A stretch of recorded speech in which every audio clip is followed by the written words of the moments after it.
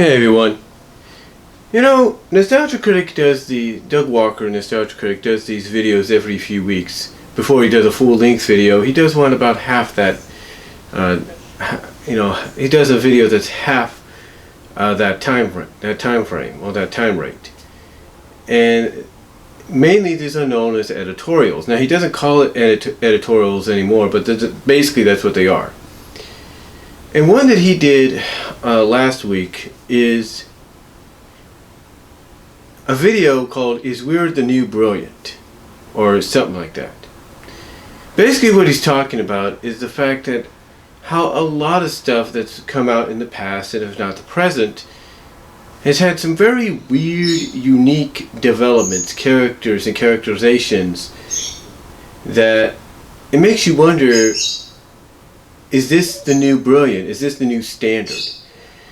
In other words, it makes you think, is this what things have come to?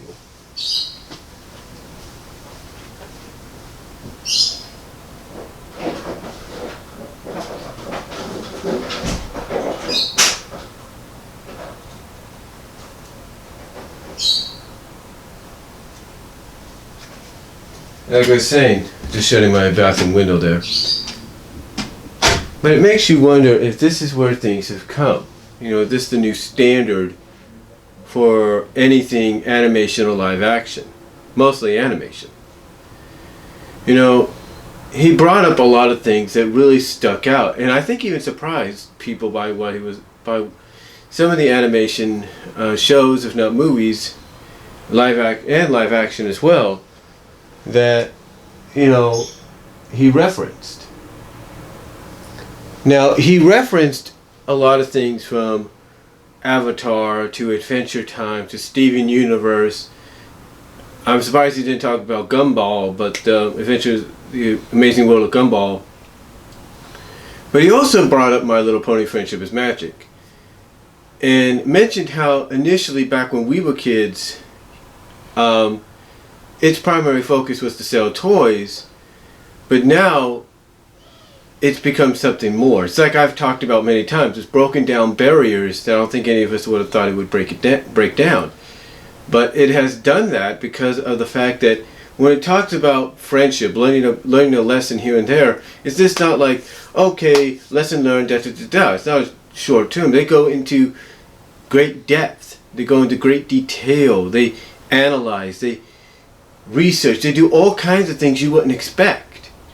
Basically finding out the meaning as to why this lesson is going to be learned, or why it has to be learned.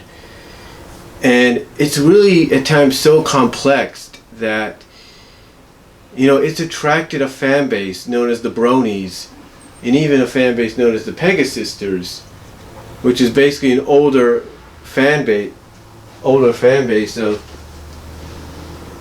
of adults, of adolescents, college men and women, married men and women, families, whatever. It has this connection with its complex way of teaching a lesson and going beyond what it's supposed to do, that it has garnered such a fan base beyond its initial targeted audience. It's basically got more depth, more deeper meaning than it's supposed to. I mean, he uses examples of the fact that when a show originally started, its primary focus was to be what it was supposed to be. He talked about how Steven Universe its first episode started with Steven wanting a Cookie Cat ice cream bar. And yet it's evolved and developed into something more than even I think the writers and animators, those at Cartoon Network, could ever imagine. Same with Adventure Time. It started out probably with a silly premise with its first couple of episodes, but now it's developed into something more. It's gone beyond what they would expect. It's one of those situations, just like with Avatar. When Avatar: The Last Airbender aired on Nickelodeon, a lot of people said it was the Western version of anime, the way it was anime inspired. In fact, it had a lot of anime animators on the animation staff. But the fact that it's the way it started out originally, and how it developed into something more over the 3 seasons it was on, you know, shows how much times have changed. Same with The Legend of Korra. You know, it aired for several seasons, and even though it was more like a sequel to Avatar, it became more than what it was supposed to be. And some of the situations the characters get into, it does surprise people. It really does. I mean, Adventure Time, you have a shape-shifting dog, which I don't think anybody would have thought. You have Steven Universe, where one of the most popular things I became a fan of was through DeviantArt, and that's fusion, merging. You know, two become one. Sometimes with both personalities still present, or both personalities merged and fused into one personality that knows, hey, I'm both people, but I'm my own person. And he used Steven Universe as that example, like, who would have thought something like this could become what it is, go beyond what it's supposed to be, and oh, by the way, have some more deeper depth, more deeper meaning to it. I mean, even when they go into backgrounds of certain characters, of why certain characters are this, or why certain things are happening like this, histories, it gets more deep. Instead of just saying, oh, this is why it's going on, they go into more detail, they go into more depth. My Little Pony Friendship is Magic is a good example of that. It really is. You know, you could talk about the history of how Equestria came to be. King Sombra's connection with Celestia and Luna, how Luna became Nightmare Moon, and all this. And how Twilight was destined to be a princess herself. And nobody would expect something like My Little Pony to go so in depth with its history, with its origins of what things are supposed to be. It's more like it's supposed to be, okay, this is why and this is why and that's it. No, they go and they explore, they do things no one else thought they would do. And when Doug brought all these out with his editorial last week and talked about this beyond other things, even movies, Kung Fu Panda he used as an example of how the things are dealt with. You know, just to go beyond that, to talk about things like Kung Fu Panda, how every other, if not every Pixar film, you know, has some kind of meaning to it. It just blows people's minds. I mean, speaking of Pixar, I'll give you a good example.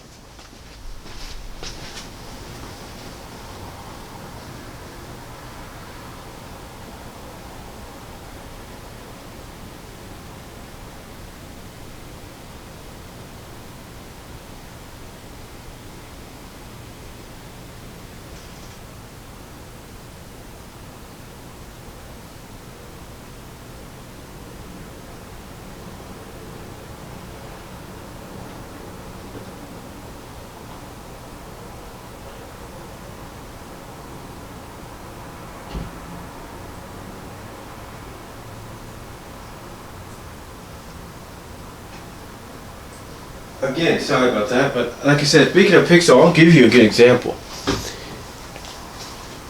Inside Out. Inside Out here is a good example of what I'm talking about. Because, just think about it. When this movie was being created and you saw the character designs and everything, did you really think it was going to be exactly what it was? Or what it became? Do you think it was going to have a deeper meaning when you saw it? No. And that's what's crazy. These kind of characters, you think you couldn't take them seriously. They can't tell a serious, in-depth psychological story. Yet with Inside Out, they did it. And these were the primary characters that did it. They helped make it happen.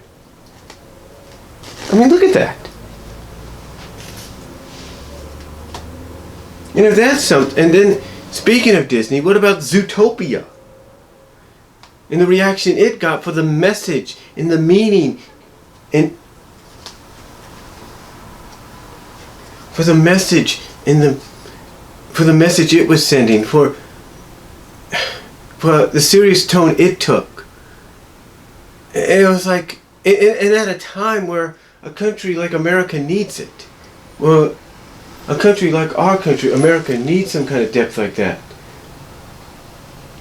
Where the world needs some kind of depth like that. You know, Who would have thought these kind of movies would tackle those kind of issues?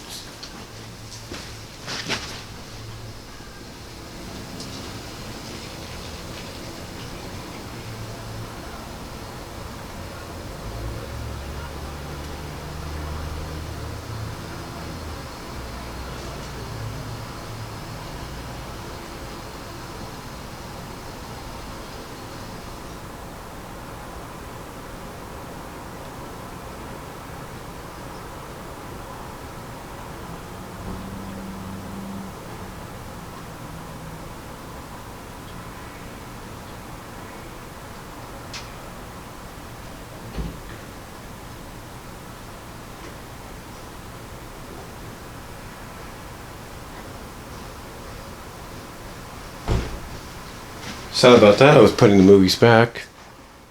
But like I said, who would have thought those kind of...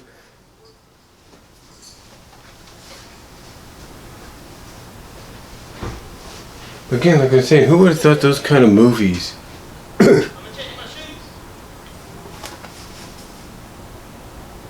movies with those kind of characters would tackle those kind of issues? And that's exactly what Doug, as Nostalgia Critic in his editorial last week, was talking about.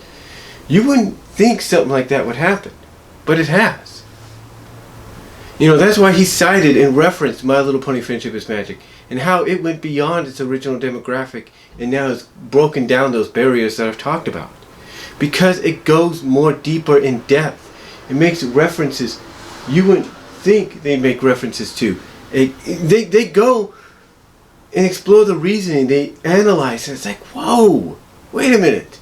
This was supposed to be a show for little girls to sell toys to little girls. Not go this far. Not go to these levels. But it did it. It even parodies, at times when they feel like it, it parodies through titles, if not through plot, to help learn the lesson, help drive in depth for that lesson or whatever. It parodies movies like 28 Pranks. That's like, what is it, 28 weeks or whatever? It's like, what the heck?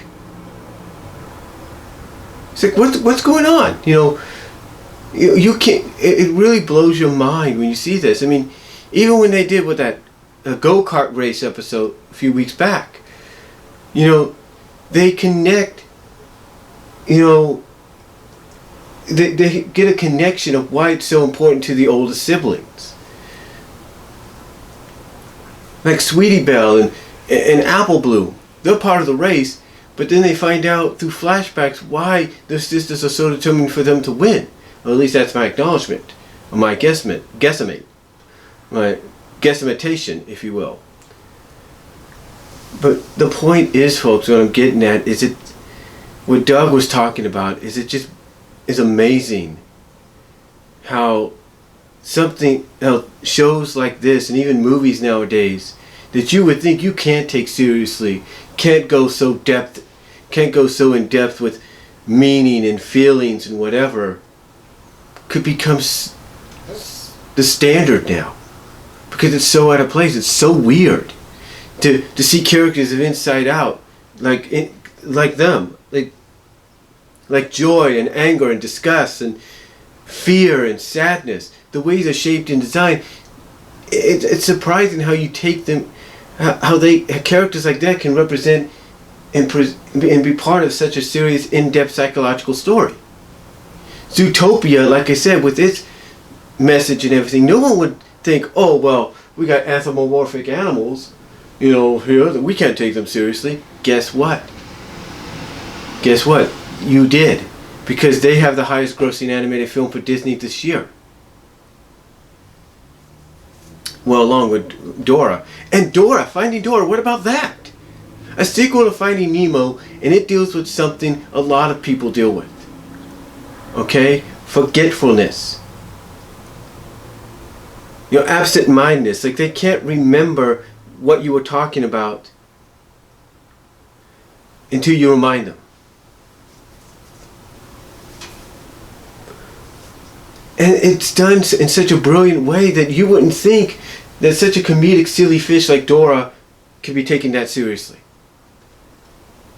The point is, a lot of things are happening in animation or live action with movies or shows that you wouldn't think would happen, but they are. And yes, that's why sometimes a weird situation, like what Doug has talked about, and I've given an example of, is why it's the new brilliant. Because you wouldn't think, as a viewer, you wouldn't think they could be taken seriously. That could be taken seriously. That could go to the left links that it goes to, or the depths it goes to, but it does. It goes to such a length and depth that you wouldn't think it's possible, but it is.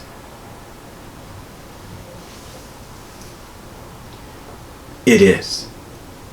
You know, and it's mind-boggling to see that. It's mind-boggling to even acknowledge that. But yet, there it is, in front of your face. It's happening.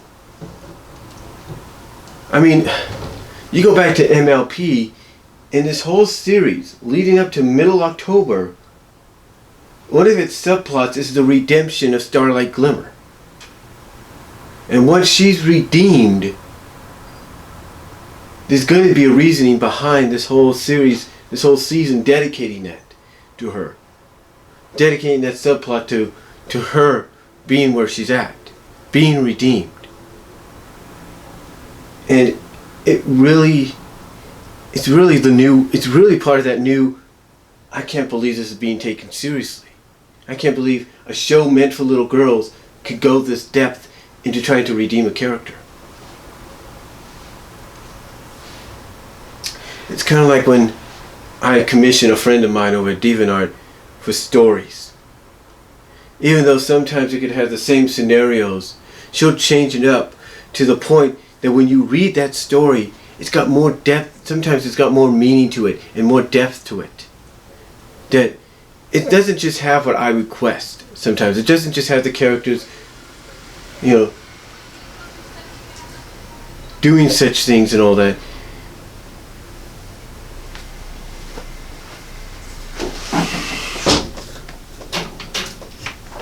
Like I said, it doesn't just have certain characters doing the kind of things I want them to do, like melt into puddles, shapeshift into different objects, become clothing for the friends, act like they're the objects, stuff like that. It's got more meaning to it. It's got more depth to it. And for a story where I just want them to be silly at times and just have fun with their powers, or what's known as the ultimate potion that allows them to do whatever they become and do whatever they want, or become whatever they want.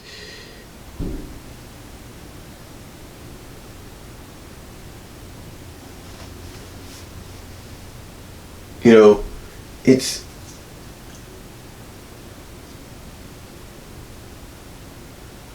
really amazing. It's really, you know, just amazing to see that.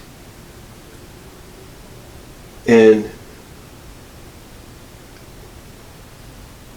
you know, and again, all I'm asking her to do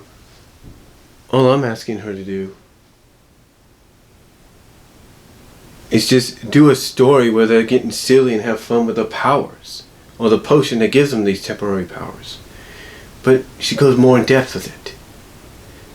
You know, heck, even Internet Man, when he does sometimes his webcomic of Demonica / Veronica, or Veronica becoming Demonica, sometimes he'll get more in depth, he'll get creative, and it's like, you wouldn't expect that to be taken seriously the way it is, but it does become serious. It does get taken seriously.